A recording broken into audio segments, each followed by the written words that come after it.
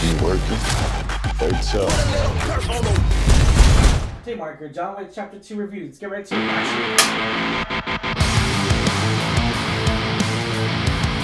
What's going on, Alamo City Movie Talk fans? As always, I'm your host, Ryan D. Ryan680.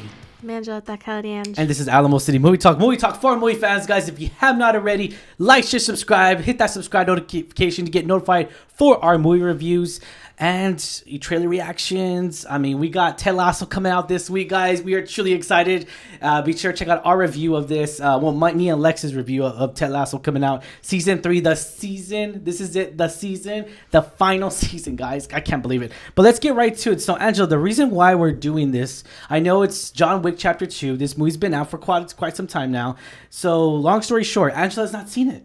She has not seen the movie ever. We binged it. I haven't seen any of them actually ever, and I do like Keanu Reeves.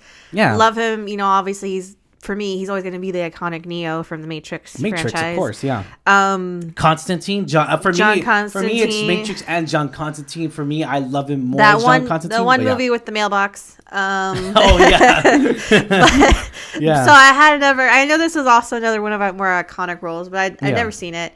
And so I know we're about to just watch the fourth one. So what is a better time to watch the watch other them all? one? Watch them all right before watching John Wick 4. I'm excited for this. Let's get right to it, Angela. After returning to the criminal underworld to repay a debt, John Wick discovers that a large bounty has been put on his life. So we get into this whole different world to where you kind of realize the consequences of what John Wick 1 happened. The consequences, who he's killed, the Russian guy, the Russian mob guy, what he's kind of essentially back in the game, if you will. Yeah. And it's funny because everyone always kind of starts to ask him, "Are you back? Are you back? Yeah, you're back. You're working. You're working again." Especially his friend Winston, who we really see in Ian McShane. And I'm not gonna lie here. I love Winston. I love Ian as that character. I really thought he does a phenomenal job in that character as Winston. I kind of feel like he really carries the movie of itself because it's like, you know, the Continental. They talk about that so many times. I really like him, Winston, who's like the head honcho of the hotel. But I also really like the clerk or like that manager, the concierge, Lance Reddick. Reddick, yeah. He's so funny. He's so great. I love him. I loved him when we first saw him in the first movie, and it was very eye-opening to where it kind of, where does he take place in this? Is he just like a cameo in itself? But it really isn't. I felt they brought him back. Yeah, they brought him back, and so I thought that was really good, really good, refreshing to see all the new people. And then we also get new cast in here as well. Let's talk about the cast: Ruby Rose and Common. Common. Okay, so you're a huge Common fan. I know Common from Just Right. That movie with Queen Latifah, That's a good movie. It's a really good, solid rom-com. If you like rom-coms, check out Just Right. Ruby Rose comes in here, and she actually surprises me. I did not expect what I got. Again, this is me coming. I'm going backwards in time. Me watching Pitch Perfect 3, realizing that's the same lady. Angela refreshed my mind. She's like, "Oh, it's that lady from." Yeah, I didn't realize that. And it kind of puts me into perspective. Like, oh man, this girl can really act. Like I couldn't, she plays this really violent person. It's funny because she's an assassin, but she's like a deaf assassin, and it's really cool to see her character. Like she's so like sly and sleek. Yeah. So I really liked her character, and I also really liked the plot of this. You know, because coming off the first one, he's back in the game. Mm-hmm. What happens now, kind of. And so it was really interesting to see, not only is he kind of essentially thrown back into this underground world, but he's kind of tasked with something new. Yeah, you know, John Wick 1, I'll always recognize because when movies like this, word of mouth, this movie really was a word of mouth film. It was a random smash hit. It made a lot of money. Granted, the second one made a lot of money too, and they kept just going up and up. The last movie made triple its budget. I mean, come on, you cannot expect it to have a sequel. Knowing where this ended, because it's not really. I mean, it's not. I mean, guys, come on, we're talking about spoilers here. I mean, it's not really a spoiler per se because this movie's been out for quite some time now. 6 years, 2017. So let's just. We're coming late to the game. Angela hasn't seen the second one. I've seen the third one. And this movie's runtime became 2 hours and 2 minutes, which I get because the first one was shorter. It was a shorter length. It was, I believe, an hour and 40-some minutes. Yeah. So plus, I feel like it delves more into like the underground. Like I know you mentioned at one point, we really get to see more of like the happenings of like the resources that John Wick has access to. It's not just like, oh, he gets guns and stuff and he's an assassin. It's like, how does he get guns? And like, how does he get, because obviously he gets injured sometimes. How does he get repaired and fixed up? So I really like that they expanded that underground network. Like we get to see it. That was really good. I really like that. And I love how they all respect the rules, the boundaries, like just like and we hear more about the rules too. Like it's not just that the Continental is neutral ground. It's like also everywhere. Blood Pact. There's like a Continental in every single part of the world. Yeah, and so I like that too. But also like we see more of the rules. Like no ground, no business on Continental, but also blood pacts must be honored. Exactly. And that's kind of so that scene actually opened up with the blood pact, and you're kind of lost because in the beginning of this movie, opening credits, you kind of see it and it kind of emblems. You're just like, what is that thing? Does that make any even sense? What is this? I was just like, what the hell is going on here? And then you get into the story plot of the deal. I feel like this was more story driven than the last one, because the first one was just like throwing you in there. I kind of felt it's like revenge. Now there's an actual story behind, now that John Wick's working again. It's driven by something. Exactly. It's driven by the consequences of the first one. Yeah. And now that what he did reached the realm. It's funny too because it kind of feels like a circle, like an inner circle, like they all talk amongst themselves. Oh, I heard this. Like everyone knew his story. Everyone knows knew. Drama. And it's everyone so funny. knew his drama. Like, dude, for real. Like it was just cracking me up. I was like, wow, everybody's so big mouth in this. It's so great because it's so ironic because for such a secretive society and network of like underground that no one's supposed to hear, they know everything. It's hilarious. And I like that. I was just cracking up, man. I was just like, wow, I just can't believe this stuff. But I mean, hey, it's one of those things to where like I guess everyone talks, it's one of those things, and everyone's heard. I also liked as well that everyone apologized, to say, my condolences. I like that. Shows a little bit of character. Respect driven here. And I like that. I really do. Keanu Reeves, he surprises me. He makes you fall in love with his roles every single time playing this character. After watching the second one and the third one as well, which we will review, his role taken here, I kind of felt like you can really tell that the budget is going up. Yes. The budget is really going up. Everything has been changed a lot here in the game for John Wick here. And it feels like it's going global now because he went overseas. It is more global now. Yeah, it's more global. We get a more how the network really works. And like you already said, like the underground network, the crime network. And, Common's a part of that. We get to see a little bit different here. We get to see a different kind of suit. A bulletproof suit. I really like the scene with the sommelier with the guns. That's great. So let's talk about that. So that scene where they actually go to he goes to the Vest place. He wants a tasting. Yeah, he went to a tasting to the gun. All that is so well written. I thought that was really good because it points to the facts that like, hey, he doesn't just go grab into his suitcase and like, boom, there's a gun. He actually goes and shares the experience with us of like how it is to shop in this network, how to experience this all as a whole. And I love that. I really love that insight. I'm not going to lie. I do. I love how they all know each other, how they are connected by this network. And even so, he gets a hit on himself.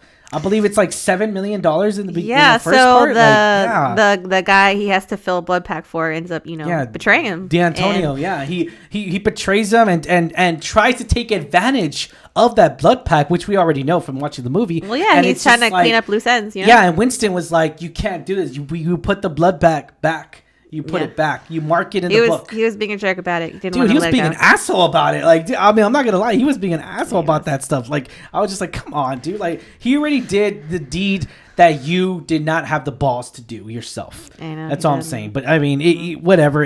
Call it whatever you want. And it was really cool to see. It was actually kind of spooky to see, like bloody. when that hit was put out. Like, a lot of people went after him at like once, and it's like everybody. You know what I mean? It's kind of like everywhere coming from everyone, everywhere kind of thing. I don't know if it's one of those, if it's the style that I love because I don't know why. I don't know why. I love it when they show us like different scenes from like the public eyes. Like we're like watching it. There's this violinist, and then she has like a gun on the side. You could tell she's an assassin. I like that before they actually show John Wick going there, because obviously when John Wick goes there, she comes out, she brings out a weapon. I like how we knowingly, casually know, like, oh, they work, they're part of the network, they're part of it. I like that. I really do. I'm not gonna lie, I like that. Another familiar face that I really liked was Lawrence Fishburne, also from The Matrix. Yeah, The Matrix. You know, he plays the Bowery King, also like an underground thug. So I really liked his character. He's hilarious. He's great. And I'm kind of curious how like it was for them to work together again. I know I wonder if it was just like, hey, remember me? Hey, you're like, hey. Well, yeah, they had like 3 movies. Well, 4 if you count the 4, but I don't really count that. Yeah, but anyways, 3 movies. We saw John Leguizamo in here too as well. I like him too. He's great. Yeah, he was really good in here. He didn't really played too much of a strong role per se, but I thought it was he's there. It was solid. It was solid. I want more of him, but all right, he's there. It was alright. But yeah, this movie as a whole though, I really enjoyed it. I really enjoyed it as a part 2. Now, obviously, the ending leaves us with cliffhanger, with a really tough to swallow cliffhanger. It really is. If I were in the theater, I'd be like, "What the f?" Like, dude, are you? And serious? then you'd have to wait like another year or two before the next one comes out. Yeah, so I'm kind of happy I didn't have to wait for that long. It was about 2 years. 2017. So it took about 2 years for the next one to come out, and it was roughly around the same runtime as well with John Wick Chapter 3. But yeah, I mean, overall in this movie, rating 1 out of 10, 10 being the highest. Obviously, we do deserve this film because we both really enjoyed this movie. We enjoyed the action sequences in here, and we go back to the drawing board here. The budget for this movie really ranks up again. It kind of feels like it makes you feel that it really goes up like $10 million or whatever the case may be. It feels like a little bit more of a budget, more of a bigger budget movie. Not like up, not obviously like not like to the scale point of like everything CGI of a 2K, because I kind of feel like this movie really touched up on action sequences, stunts. It really relies a lot on stunt people. Really relies a lot on choreography. I like that. I really do. I really do enjoy that. But yeah, and I'm glad that the dog is still alive. Yeah, the new pit bull. The new pit bull. Yeah, because we saw that in the last movie from the end of the first one. Yeah. So I'm really glad. I for a second I was gonna be very mad when his house blew up. I was like, you better not have lost another dog. Yeah, exactly. But all right, guys, rating 1 out of 10, 10 be the highest. I'm still gonna give this rating. So I think I gave the last one a 7.5. I would probably give this one a 7 because I don't think it was the same as the first one. I think the first one's just slightly a little bit better, but I still really enjoyed all of the cast, all of the action sequences, the story. We got something going now. We got something. The ball's rolling. So I would give it a solid 7. Yeah. In my opinion, just overall, it's still a very solid film, and it's still a very nice installment of the next, franchise. This movie ends again with a really really touchy subject to where he actually took the rules into his own hands and broke them. And now he's gonna have to suffer. He's got a huge target on his back now, officially by Winston. I kind of feel like he did not want to do that whatsoever. I mean, because what happened and let him go. He let him go essentially because what happened with the that one character, the one assassin who did the same thing. She killed someone. She died. She got executed by hotel staff. Yeah. So it really does show the soft spot that Winston has for his long time friend. Yeah, and that he could have killed him, but he let him go. And we'll see if the repercussions really falls under the consequences for his actions. But rating 1 out of 10, 10 being the highest. So I'm going to give this a solid 6.5. I'm going to give it a solid 6.5. Not right at a 7. This movie, again, it was really good. I enjoyed the action sequences. I enjoyed seeing new characters come and go. Common was really cool in here. Common was so cool. Yeah, but for me, because of the original fresh take that we got, the first one for me was really good. It's better than the second one in my take here. We do recommend this movie. Obviously, we give it above average rating, and we'll see you guys. Be sure to check out our Chapter 4 review, guys. John Wick 4, the review that's coming out very, very soon for you guys, moviegoers out there.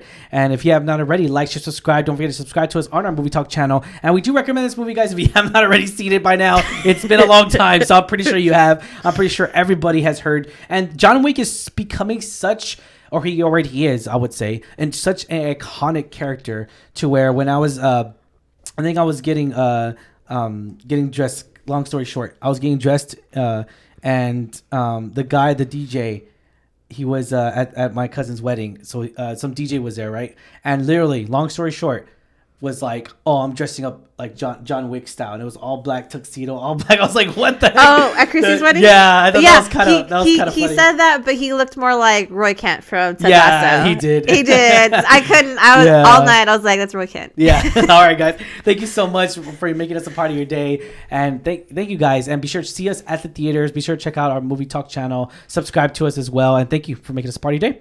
As always, I'm your host Ryan D. You can know Ryan 680. I'm Angela, that Kylie Ange. Catch you there, San Antonio. Stay safe. Peace.